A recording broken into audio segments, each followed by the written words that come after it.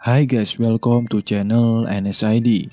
Di video kali ini kita akan memasuki cerita pada bagian intermission pada light novel volume 15. Dan video kali ini juga akan menjadi penutup untuk volume 15. Masa lalu apa yang dialami oleh Jessie Zetsume dengan ibunya? Dan siapakah sosok pemimpin Corpus of the Abyss saat ini? Oke, daripada lama-lama, berikut pembahasan light novel of Lord volume 15 part 8.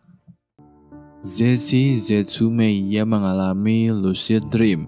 Dia bermimpi tentang masa kecilnya, di mana ibunya selalu memukulinya hingga terluka. Dia juga bermimpi tentang bibinya yang telah meninggal. Dia ingat bahwa bibinya saat dulu suka memasak makanan favorit untuknya. Tetapi dia tidak ingat ibunya makan bersamanya atau memasak makanan untuknya. Yang dilakukan ibunya hanyalah melatih dia. Dan jauh di lubuk hatinya, Jessie merasa bahwa ibunya pasti sangat membencinya. Karena dia ingat bahwa dia tidak pernah memanggil dengan namanya atau bahkan merayakan ulang tahunnya. Tapi dia juga merasa bahwa ibunya mungkin tidak membencinya karena ibunya tidak pernah membunuhnya sama sekali. Dia juga bermimpi tentang saat-saat di mana bibinya menghentikan ibunya saat memukulinya dan memberinya waktu untuk istirahat. Dan sebelum mimpi itu berakhir, dia ingat ibunya menggunakan sihir penyembuhan untuk menyembuhkan luka Jessie sambil mengatakan bahwa bahkan jika dia mati melalui pelatihan, dia bisa dibangkitkan. Seorang wanita kemudian mengetuk pintu dan memasuki kamar untuk membangunkan Jessie. Kemudian Jessie terbangun dari tidurnya dan memperhatikan bahwa wanita itu terlihat sedikit takut padanya. Jadi dia menyuruh wanita itu agar menunggu di kamar sebelah. Memasuki ruangan lain, Jessie meminta maaf kepada wanita yang telah membangunkan dia sebelumnya. Jessie meminta wanita itu untuk duduk di sofa, namun dia tetap menolak tawaran tersebut. Wanita yang saat ini bertemu dengan Jessie tidak lain adalah kursi ke-11 dari Black Scripture yang juga telah dianggap mencapai ranah pahlawan, dan wanita itu memiliki julukan Unlimited Magic. Tapi menurut Jessie, wanita yang ada di hadapannya justru terlihat menyedihkan. Jessie teringat dengan masa lalunya saat dia pertama kali bertemu wanita tersebut, karena wanita itu dulunya berperilaku sombong. Namun setelah dia ditangani oleh Jessie, sikapnya justru seperti seorang budak. Black Scripture adalah kumpulan para pahlawan.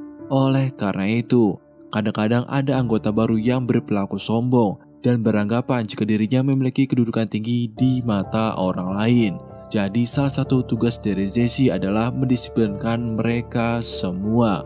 Bahkan Jessie di masa lalu pernah mendisiplinkan Kapten Black Scripture dengan lebih parah daripada wanita tersebut. Terkadang juga Jessie merasa menyesal karena telah bertindak berlebihan kepadanya. Meskipun begitu, sampai saat ini Kapten Black Scripture tetap berperilaku normal seperti biasanya. Kemudian wanita itu mengatakan pada Jessie bahwa dia memiliki laporan untuk dikatakan kepadanya.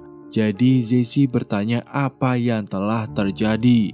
Wanita itu mengatakan bahwa pasukan penakluk Elf Country telah memajukan hari invasi mereka, dan Jessie diperintahkan untuk mempersiapkan dirinya untuk pergi ke Elf Country.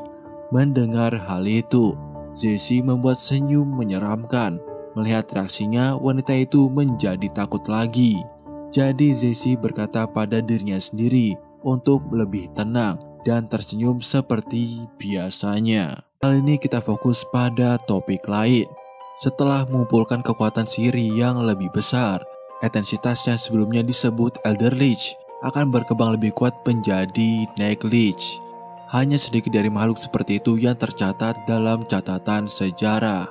Mereka bisa menggunakan beberapa mantra tingkat ke-6 yang dikatakan berada di luar ranah manusia. Mereka bahkan bisa bertahan melawan Dragon Lord. Selain itu, mereka juga memiliki banyak kemampuan khusus, terutama dalam banyaknya jumlah pasukan undead mereka. Para Night Lich itu cerdas dan tinggal di sebuah benteng. Faktanya 3 Night Lich yang terkenal, yaitu The Dragonic Necklace Kivantara Argolos, The Necklace Titan Weon, dan Necklace yang dikenal dengan julukan Fear. Mereka bertiga itu terkenal karena mereka telah menguasai suatu kerajaan kecil dan ditakuti beberapa negara di sekitarnya. Saat ini salah satu necklace yang memiliki julukan Abyss baru saja keluar dari sebuah ruangan besar. Bagi Banazeri sendiri, ketiga necklace yang memiliki kerajaan kecil dan beserta dirinya merupakan salah satu anggota inti yang membangun organisasi mereka. Dan organisasi tersebut disebut Corpus of the Abyss. Corpus of the Abyss dibentuk oleh para undead Magicaster dan dibuat agar mereka tidak saling membunuh dan memilih untuk bekerjasama untuk berbagi hasil penelitian sihir mereka. Dan satu-satunya kewajiban organisasi mereka adalah bahwa anggota lain harus bersatu untuk menindak setiap anggota yang melanggar aturan. Dan setelah 200 tahun lamanya, organisasi dan aturannya berkembang menjadi sistem yang lebih teratur. Kini organisasi terus meningkat.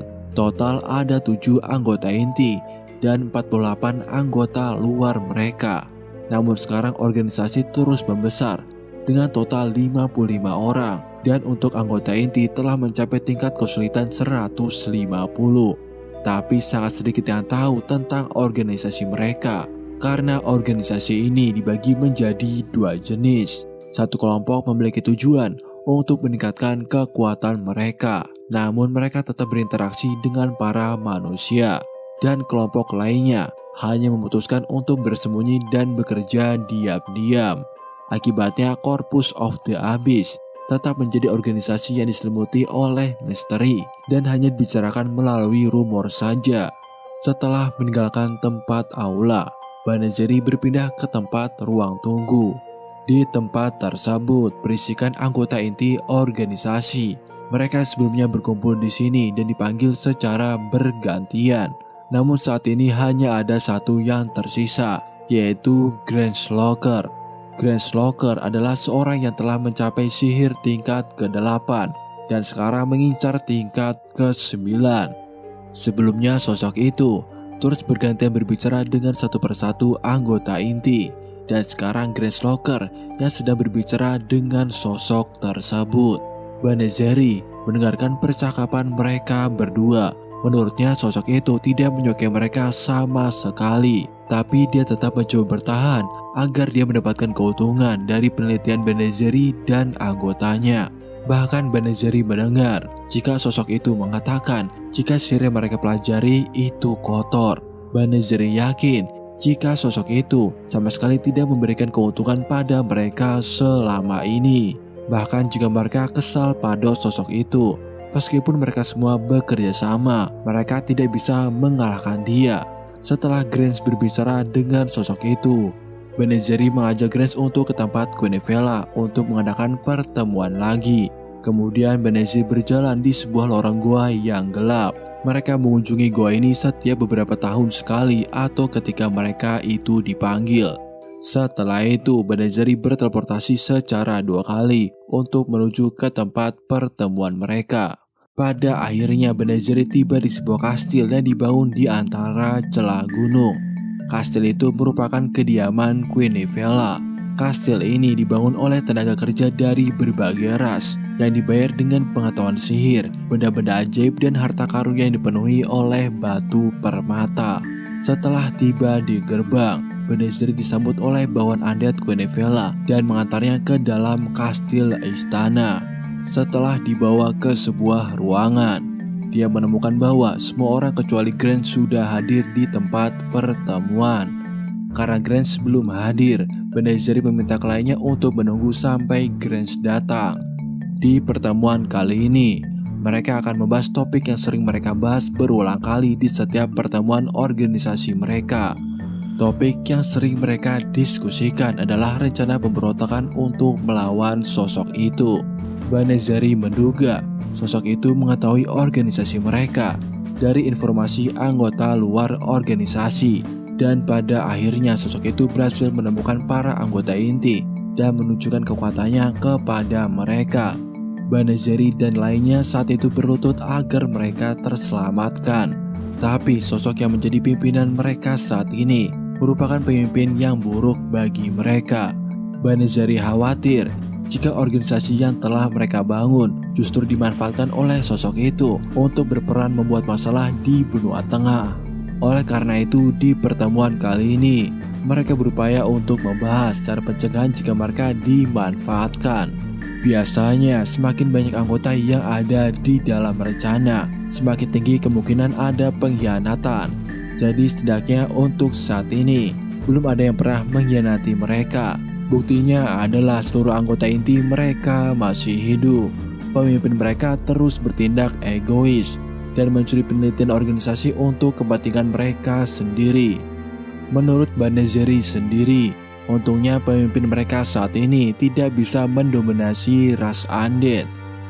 Banazari berniat tidak akan membiarkan pemimpin mereka saat ini untuk mengeksploitasi organisasi mereka terus-menerus.